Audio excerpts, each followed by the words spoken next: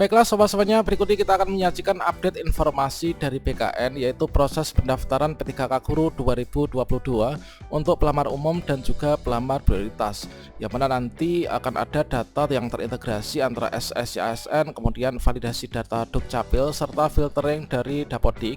Nanti akan secara otomatis menempatkan kita sebagai pelamar prioritas 1, 2, 3 dan juga pelamar umum, sehingga nanti semuanya ini nanti kita akan bahas mulai dari jadwal, kemudian untuk pendaftarannya bagaimana, sampai proses seleksi dan juga penetapan nomor induk P3K.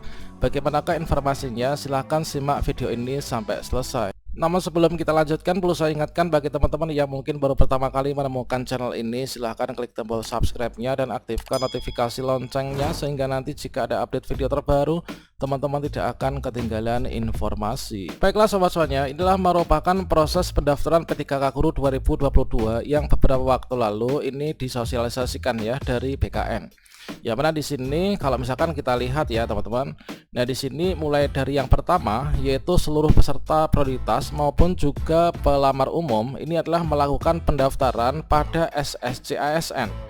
Ya, pada di sini nanti untuk ketentuannya bagi teman-teman yang sudah memiliki akun SSCASN maka tidak membuat akun baru, namun kita bisa untuk melakukan update data ya, dan juga mengupload berkas yang kurang. Misalkan kita dulu belum punya Serdik, sekarang punya Serdik, nanti kita bisa untuk menguploadnya.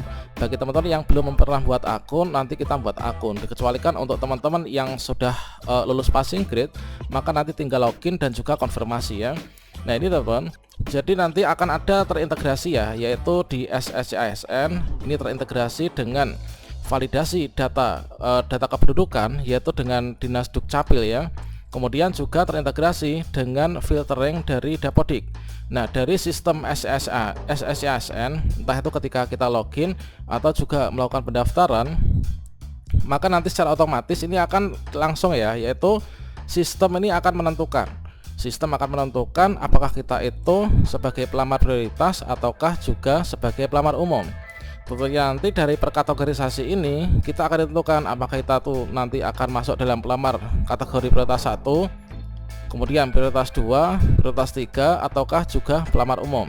Nah, selanjutnya di sini nanti kita semua itulah mengikuti ini, yaitu seleksi administrasi ya. Nah, seleksi administrasi inilah dilakukan oleh instansi pemerintah teman-teman. Nah, berikutnya dari perkategorisasi kita ini, apakah dari pelamar prioritas 1, 2, 3 atau umum, nanti akan diberlakukan yaitu mekanisme seleksinya. Nah, untuk mekanisme seleksi ini adalah untuk pelamar prioritas 1, ini adalah nanti langsung penempatan ya. Inilah guru lulus passing grade, ini nanti langsung penempatan teman-teman. Tentunya di sini nanti penempatan ini akan terintegrasi yaitu dengan penyesuaian formasi dari Menpan RB yang sudah tertera pada SK Menpan RB. Tentunya masing-masing daerah ini sudah diberikan ya untuk SK-nya, yang mana SK tersebut itu berisi yaitu daftar secara real, yaitu untuk detail formasi atau kebutuhan yang disetujui oleh Pan RB ya, yang ada di daerah. Jadi di sana itu langsung dituliskan ada formasinya di sekolah mana, kemudian formasi untuk mapel apa, dan juga kuotanya ini ada berapa.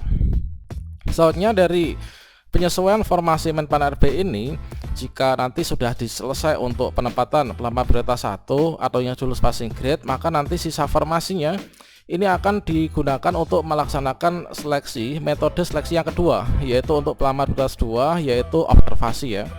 Nah, observasi ini nanti adalah untuk teman-teman THK 2 teman-teman yang belum lulus passing grade atau juga pelamar THK 2 yang belum pernah mendaftar di tahun sebelumnya. Kemudian sisa formasinya ini akan dilanjutkan untuk mengadakan verifikasi observasi, yaitu untuk pelamar prioritas yang ketiga, yaitu untuk guru honorer dengan masa kerja ini adalah lebih dari 3 tahun ya, guru honorer sekolah negeri. Nah, selanjutnya dari sisa formasi yang ada setelah dilakukan seleksi untuk observasi dari teman-teman pelamar prioritas ketiga, nanti akan dibuka yaitu ujian seleksi ya. Ujian seleksinya ini adalah nanti menggunakan sistem UNBK yang ini sama dengan di tahun 2021 kemarin teman-teman. Inilah untuk pelamar umum teman-teman. Jadi di sini, nah selanjutnya di sini nanti dari seluruh metode seleksi kompetensi ini akan dituangkan ya pada Kepmendikbudristek teman-teman. Selanjutnya untuk perhitungan nilai dan juga pengumuman kelulusan P3K Guru. Ini nanti kita bisa melihat yaitu di akun SSCASN kita ya. Jadi nanti untuk pengolahan nilai itu akan dilakukan yaitu di akun SSCASN, sehingga kita bisa melihat apakah kita nanti lulus ataukah belum lulus, mulai dari tahapan entah itu seleksi administrasi, kemudian seleksi kompetensi, itu nanti kita bisa lihat pada akun kita. Soalnya kalau misalkan teman-teman nggak lulus, nanti akan ada masa sanggah untuk kita melakukan sanggah teman-teman. Selanjutnya terkait tentang jadwal sendiri, tentunya teman-teman di sini sudah pernah melihat ya. Di sini untuk jadwalnya yang merupakan timeline rencana simulasi dari seleksi P3K Guru 2022. Ini adalah semoga saja nanti tidak akan mengalami kemoloran lagi ya. Jadi untuk pengumuman seleksi ini nanti akan dimulai yaitu bersamaan dengan pendaftaran seleksi dan juga seleksi administrasi ya. Yaitu di sini untuk pengumuman seleksi itu tanggal 5 Oktober 2022. Selanjutnya untuk tanggal akhir dari pengumuman seleksi tanggal 19 Oktober. Akan ada waktu yaitu 15 hari untuk pengumuman. Nah, bersamaan dengan dibukanya pengumuman seleksi, nanti sudah dibuka di portal SSCASN. Kita bisa buat akun dan juga kita bisa login. Nah ini teman-teman, jadi pendaftaran seleksi ini adalah tanggal 5 Oktober sampai tanggal 26 Oktober 2022. Waktunya ada 22 hari. Seleksi administrasi ini tanggal 5 Oktober sampai 1 November, 24 hari ya, ini lumayan panjang. Kemudian pengumumannya dari seleksi administrasi ini tanggal 2 sampai 3 November ya, ada 2 hari. Kemudian masa sanggah di sini diberikan waktu untuk kita masa sanggah. Kemudian jawab sanggah adalah merupakan di sini nanti untuk dari Panselnas ya, ini adalah memfikirkan dari sanggah dari teman-teman yang belum lulus ya, yang telah melakukan sanggah. Kemudian kalau misalkan kita lulus sanggah, nanti di bagian ke-7 ini tanggal 11 sampai tanggal 11 ini ya, yaitu 1 hari, nanti akan diberikan pengumuman pasca sanggah.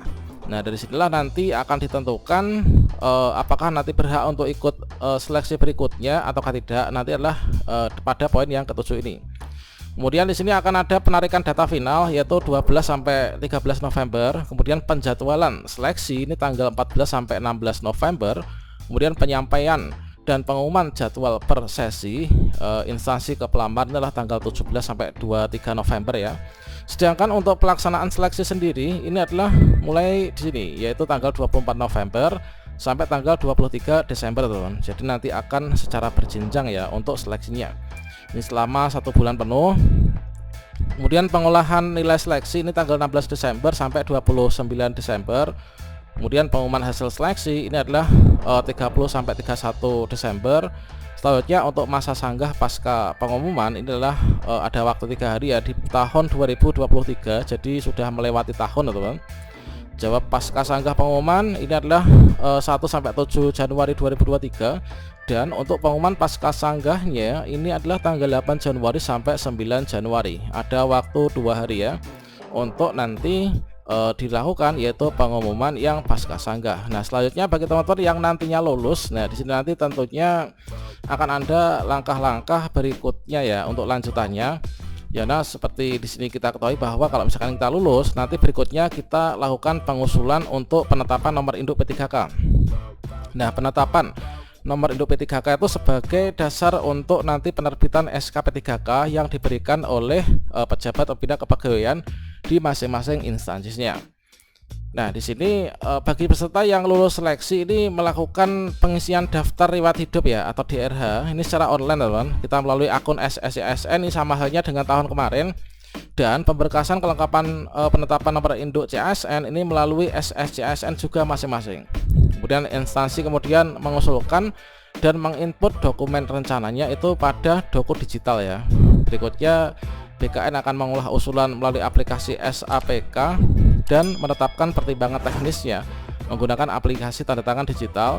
Nah, kalau misalkan kita sudah ditetapkan NIP-nya, maka NIP ini akan dibawa ke daerah masing-masing, akan dibuatkan SK P3K termasuk masa perjanjian kerja dan lain sebagainya oleh pejabat pembina kepegawaian. Kalau misalkan di kabupaten oleh bupati, kalau misalkan di Kota Madya oleh wali kota, kalau misalkan di provinsi itu adalah oleh yaitu gubernur teman. Oke, demikian semoga bermanfaat teman-teman dan tetap semangat. Kita pantau bersama untuk jadwal dibuka nanti. Kita bisa bersiap untuk belajar dan menyiapkan berkas sejak dini. Semoga sukses untuk kita semuanya. Wassalamualaikum warahmatullahi wabarakatuh.